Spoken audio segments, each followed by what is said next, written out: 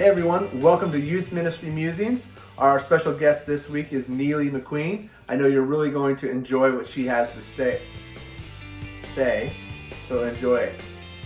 So without any further ado, this is everyone. Again, this is my friend Neely McQueen. We've known each other for a number of years now and have been in the same region doing youth ministry for a lot of those years.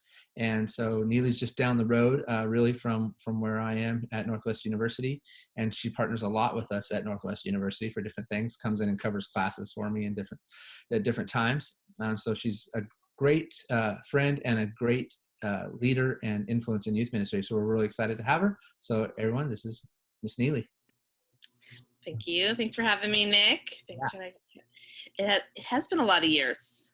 You got hired at the church I grew up at my sophomore year at Northwest. Yeah, freshman, sophomore year. I started in September of like 91 or something. 90, yeah, somewhere around there. Okay.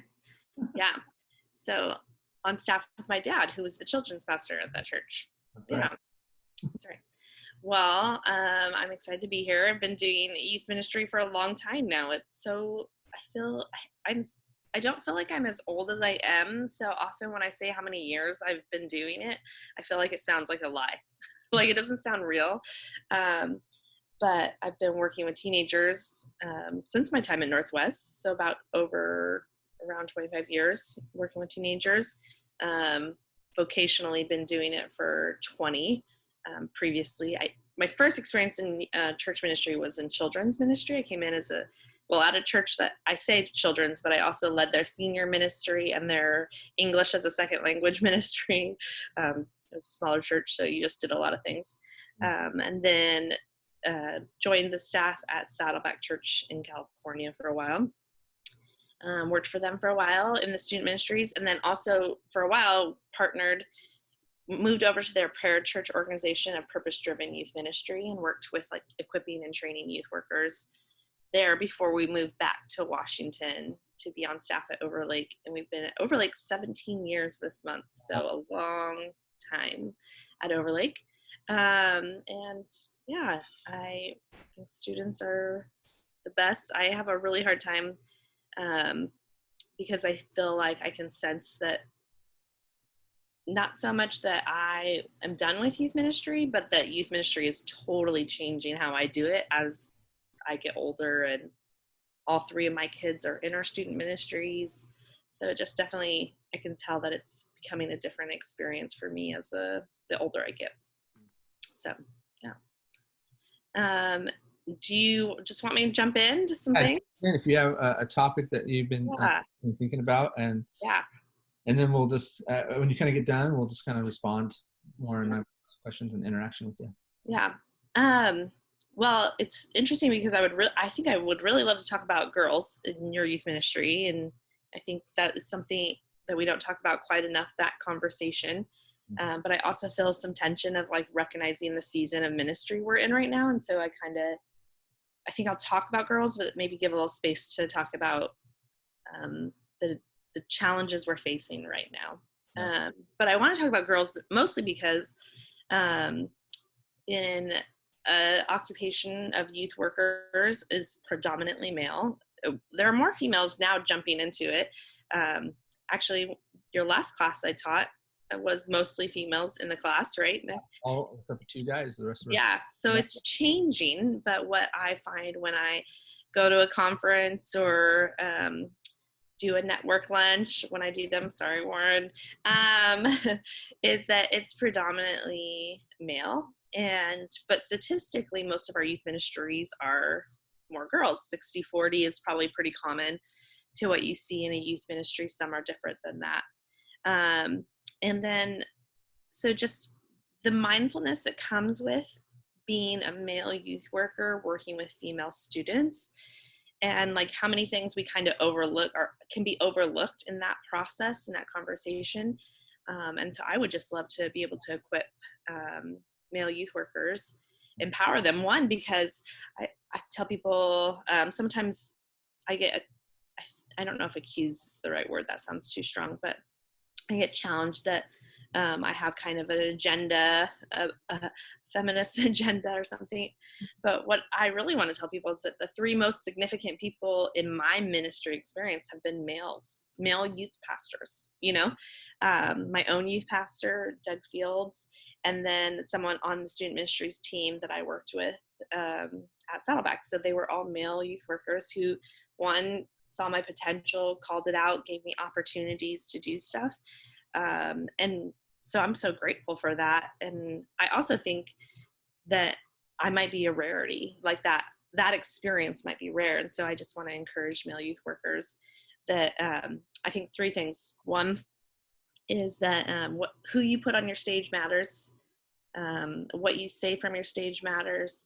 And finally, the third one would be is learning to cast a vision that's bigger than your theology. And so the first one is like who you put on your stage matters. I think girls need to see themselves on the stage, and they need to see themselves on the stage more than maybe roles you're comfortable with. And I would say, a lot of churches put their girls on stage for a worship team or give them opportunities like that. And I think that's awesome if that's their gifting and that's their calling. I'll tell you that my own experience growing up is I thought worship was where I had to be. I felt pretty called to ministry at a young age. And so I took voice lessons, took piano lessons. Turns out those things can't help you if you don't have any musical talent. And so I really struggled because I wondered, like, where was God going to use me in the church, because I couldn't sing and I couldn't play piano. I couldn't even really clap on beat, I just really struggled. And so then my next option was I thought I was going to be a missionary, because those were the two places I'd seen women in ministry, worshiping and on the mission field, single women on the mission field in Africa. And I was like, I guess that's where I'm going, And so actually when I went to Northwest, my major was church ministry with a focus in cross-cultural, because I thought I was going to be a missionary.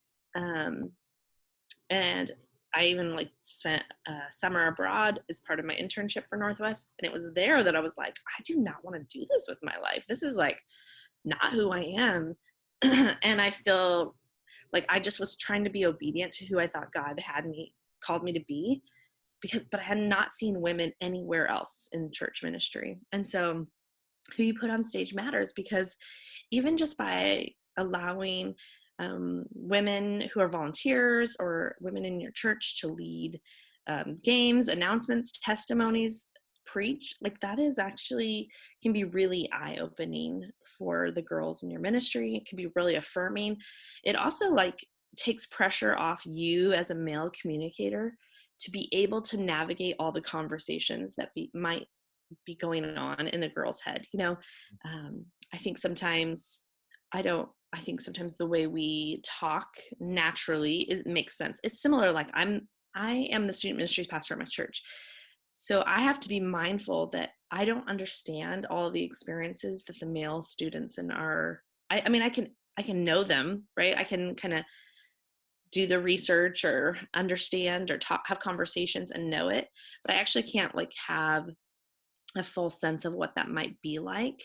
And so for me, I would put a male person on stage to talk about things I think are really important. Especially if it's an uncomfortable conversation, I would want it to be done by a male. And so being mindful of putting females up there, talking about what is it like to feel like you're defined by your body? What does it feel like to, look at leadership in the world and at your school and see the pressure that it feels for girls versus guys? I think that there are so many things girls could communicate that just help a girl in your youth ministry know, oh my word, they understand me here. I belong here. This is my place here. I'm hearing myself here. And I think that could be really, really helpful for the girls in and I actually think it's the easiest thing to do that you could do today.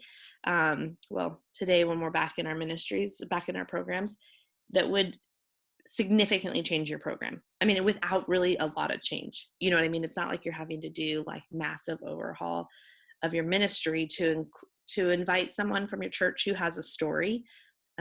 We had a gal at our church years ago who had a really powerful story about just her parents and her own like abuse, and how she kind of went off and tried to find acceptance in all these crazy ways, and then ended up getting saved and getting really passionate about human trafficking.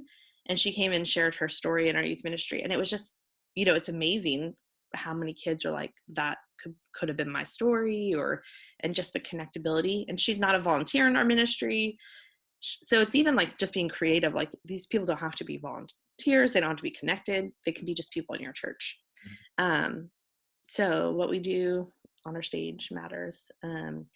I think what we say with our words matters, and this is the one where I feel like I want to encourage people with their words, in the sense of we have to be held accountable for the things we say, and I want us to be mindful of, like, again, the words we use.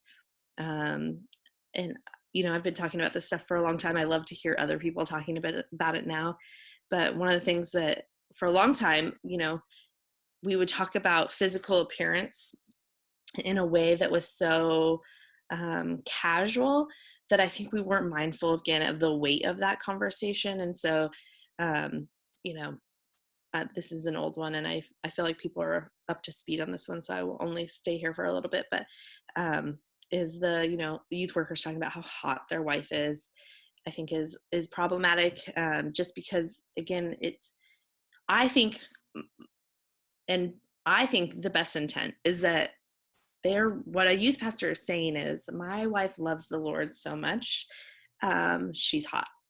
But that's not what teenagers are hearing. That's not what teenage girls are hearing. Or I also hear a lot of youth workers talking pretty casually about their body size. And I think that to be mindful of, like, those words are pretty triggering for girls when we start talking about our body. And they say, what is the statistic or the number that's thrown around, like, boys think about sex every 7 seconds. Is that right? Something like that, right? I don't even know if that's true anymore, but people used to say that. Yeah. But there was a study that was talking about why girls struggled a little bit more academically, could struggle more academically, is because they were every 3 seconds, they were thinking about how their body appeared in how they were sitting. So they were so focused. So imagine, like, how little information you can hear when you're so focused on your own appearance in that moment. And I think, like, girls can do a good job of, like, working through that. But if we keep using language about our own bodies or about bodies, it's real easy for people to kind of get inward focused on that.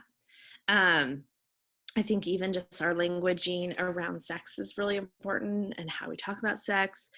For some reason, and I don't know, I'm pretty mindful of this now, because I feel like the longer I'm doing it, the more I recognize that even when I think I've done, like, the best job possible trying to remove some of the shame and some of the languaging around sex that can be harmful for teenagers, I still think that they hear it. So I just think that there's so much connected to, like, this conversation. So I'm just trying to be really mindful of it. But what I do notice is that sometimes our languaging around virginity and sexuality gets tied to girls more. Like, there's a little bit, because, and this is where I don't know if this is totally true.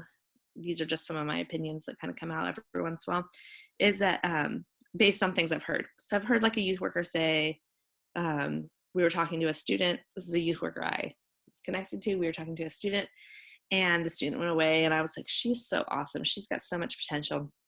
And he said, yes, she's going to be a great wife someday. And I was like, that's such an interesting, like, I don't know why you would go there quickly to that. But the reason why I say that is because when we use that as, like, kind of their future, when we're then talking about sex, we're talking about a lot more gets pivoted towards girls about what they have to bring to a marriage. And they just hold that a little bit differently. So many girls based on the messages they hear in the world all around them, and then it's like reinforced in the church. Like I feel like we're reinforcing it, that the best they have to offer is their body. And so then when we have this virginity, sexuality conversation, it seems to reinforce that message that the best they have to offer is their body. And I just want the girls in our ministries and our churches to hear, like, the best you have to offer is a heart that's turned to God. Like, the best you have to offer is a life committed to Jesus. And that really isn't connected to anything about your body, your physical appearance, or anything that has happened in your past. Like the other thing is, like, I mean, just even pure stats about girls being sexually assaulted. Like, that's crazy. Like, and we so casually talk about sex and the body in a way that doesn't make space for what girls have experienced, the safety of their body. Those are things to consider. And I often say, like, if we can't talk about these things at church, we're in trouble. Like, I want to ask youth workers, when's the last time you talked about consensual sex? Like, when's the last time you encouraged, like, I mean, I feel like when's the last time we talked about, like, you don't hurt people you love, like, these messages could be heard at this level, and they could impact then what happens to our churches in generations to come. So being mindful of how we talk about sex, consent. I mean, I think every youth worker should talk about consensual sex before they send their kids to college. Not because I think I want kids having sex in college. I don't. Please don't send me that email. That's not what I'm saying at all. But kids need to understand, students need to understand. That's actually one of the things I can tell the older I'm getting, is I'm calling them more kids more often now than I am students. But they need to understand, like, this is the things they're going to face in college. These are the conversations they're going to face in college. And men in our youth ministry have an opportunity to be the people who speak up for what is good and what is right. And girls get to go into college more aware and more, like, educated on what they're going to encounter. And that is okay for them to hear that in our youth ministry. I mean, those stories are in the Bible, right? So, like, it's okay to talk about them. So we actually do that in our, like, senior sessions that we do before we send kids to college, is we talk about sex and consent. So I just think it's great. I mean, I think people are going to be resistant to some of that just because it feels like I'm encouraging sex, but I'm not at all. I actually think more again, this is the amazing things. I think even as much as I try to reframe how we talk about sex, kids still feel a lot of shame when I talk about sex. So, because I still talk about what I believe is God's best for us. Another thing is, I always try to cause a little trouble with people when I talk about swimsuits at camp. And the reason why I want to cause a little trouble here is, again, how we say things matters. And here's what I feel like a lot of times as youth workers, we spend so much time talking about what people should wear at camp. And that is all time that we could use talking about what we want to see God do in the lives of students. And what it does is it really, like, shuts kids off to what's happening in the conversation. And I've, even the conversation, don't wear that swimsuit because it will make your brother stumble. The problem, to me, again, in that comment, is it elevates your male student over your female student. And I think it's fine if we want to have a conversation of, like, hey, we all need to be mindful that what we put on our bodies can impact those around us.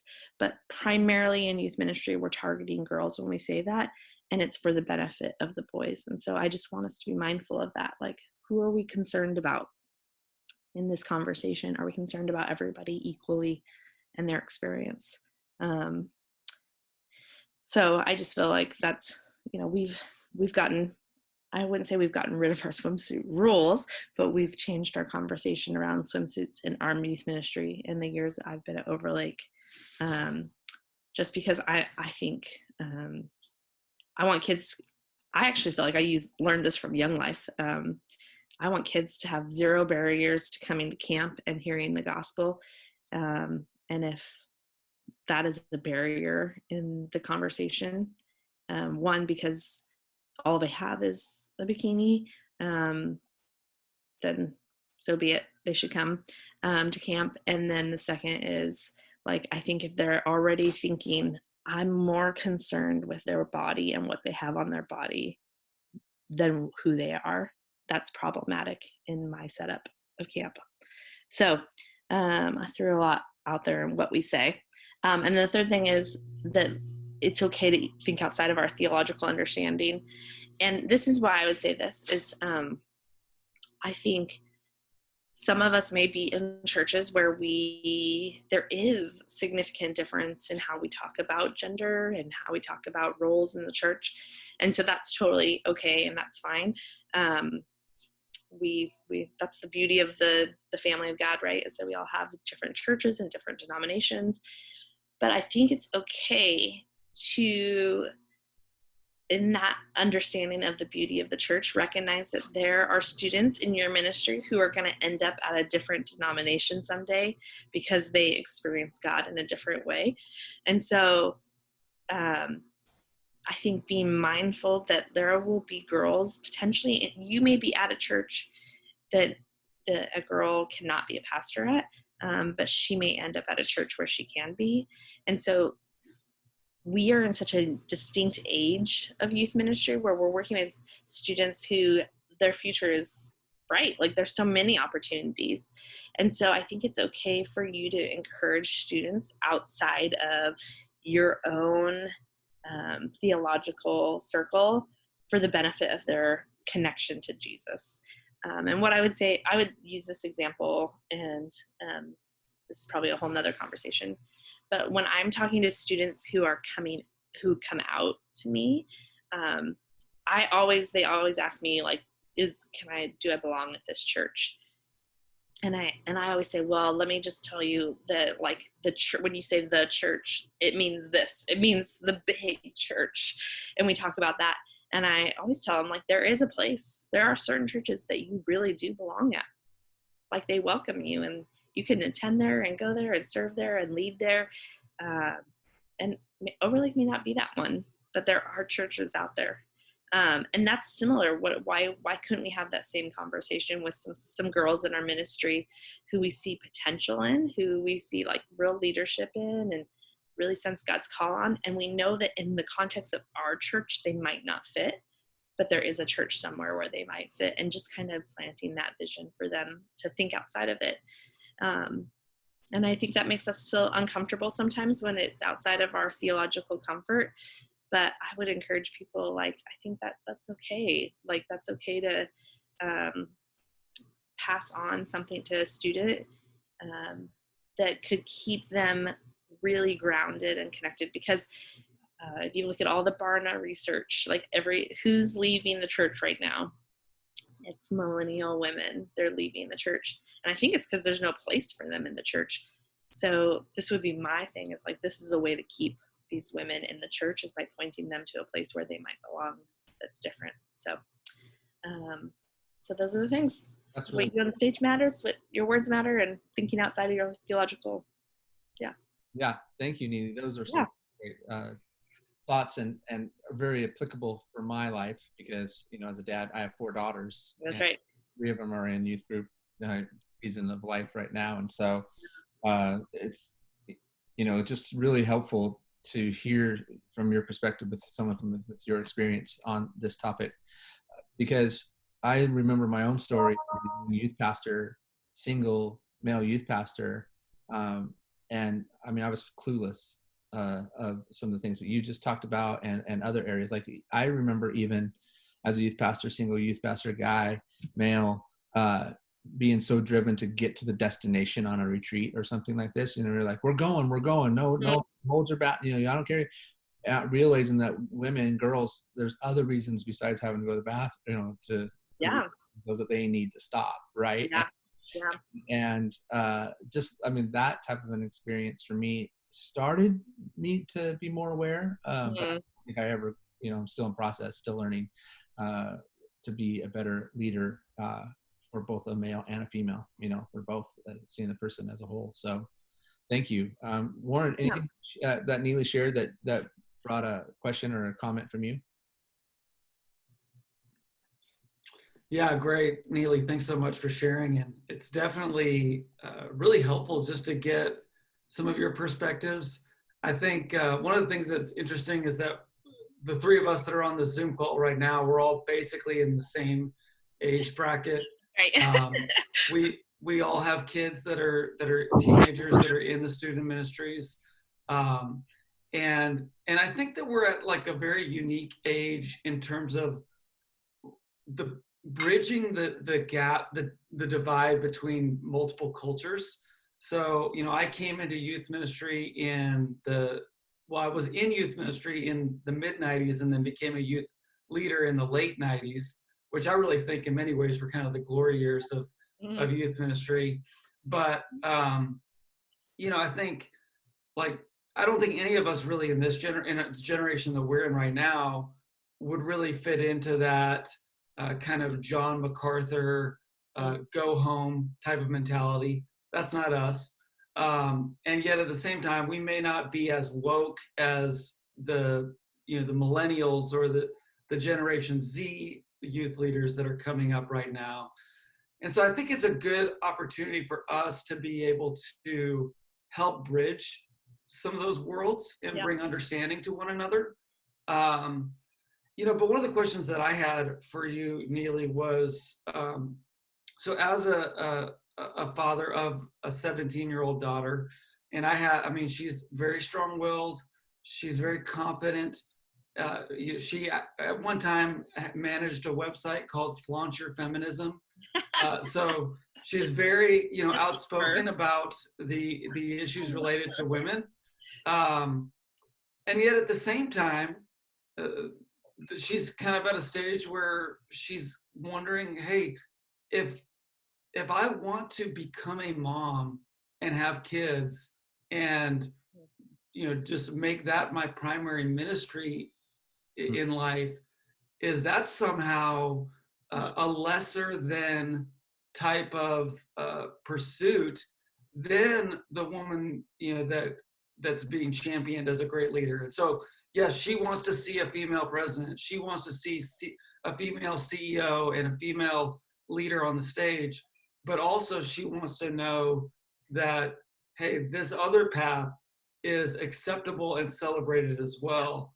So how do we communicate that now to the generation that I think is growing up being told mostly, hey, you can do whatever you want to do, and we're going to support that and celebrate that, in a very public way. Yeah. Two thoughts. The first one I think is, that is the power of using your stage to tell the multiple stories, right?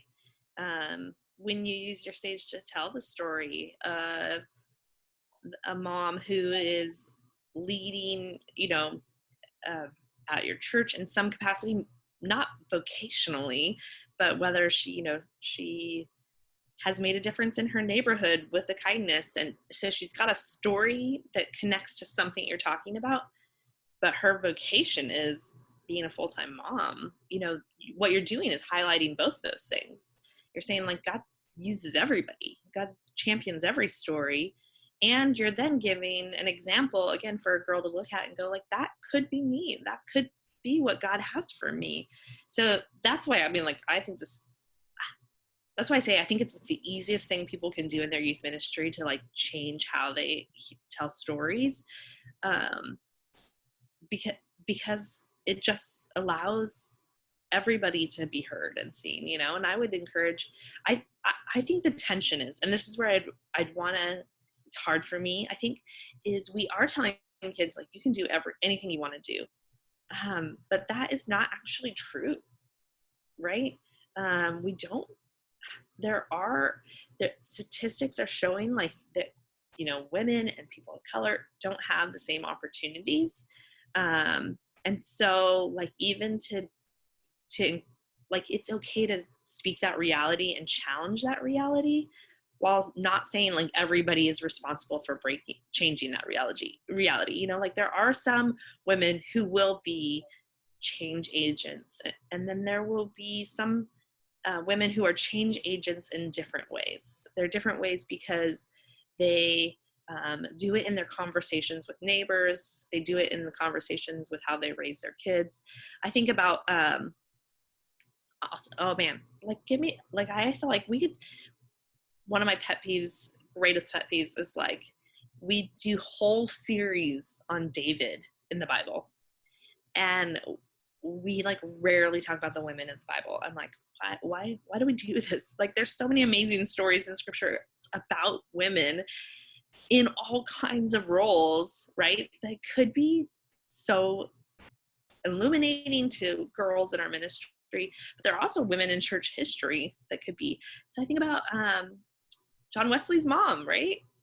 Like she shaped her children who then formed a denomination that changed. Like, and she was a mom who did that. You know what I mean? So like, I feel like, what if your daughter heard that story? What if that was a story that was included in a message? Like, oh, we always talk about this idea of theology. It came from this person who actually learned it from his mom. You know, like how cool would that be for her to hear? So I think that's the power of storytelling and using your stage to highlight other people.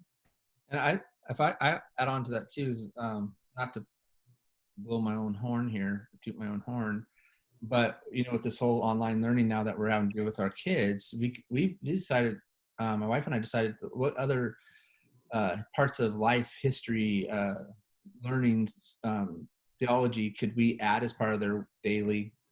And so we made a list of 20 women in history, most of them Christians, that they had to go and study and write a report on one of those women. So they had a week to kind of research, do some study on one of these different women, and then come back to us and show us, so that voice, we have a voice to introduce them to people of color, theologians of that have different backgrounds, that have interpreted things differently.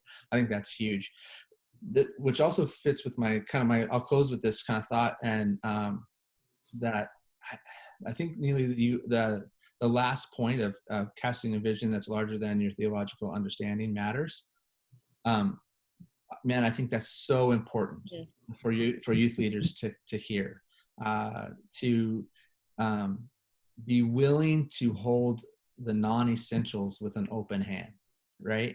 And to be willing to think differently, think outside the box, like you said. And I just want to encourage any of the youth leaders that are listening, because I feel like for them to maybe even go to number 1 and number 2 of your points, that they have to wrestle through personally with number 3. Are they comfortable? Can they get to a place theologically in their own heart, in their own mind, that would allow them to see themselves sending a student to another church that thinks differently than their own theological camp?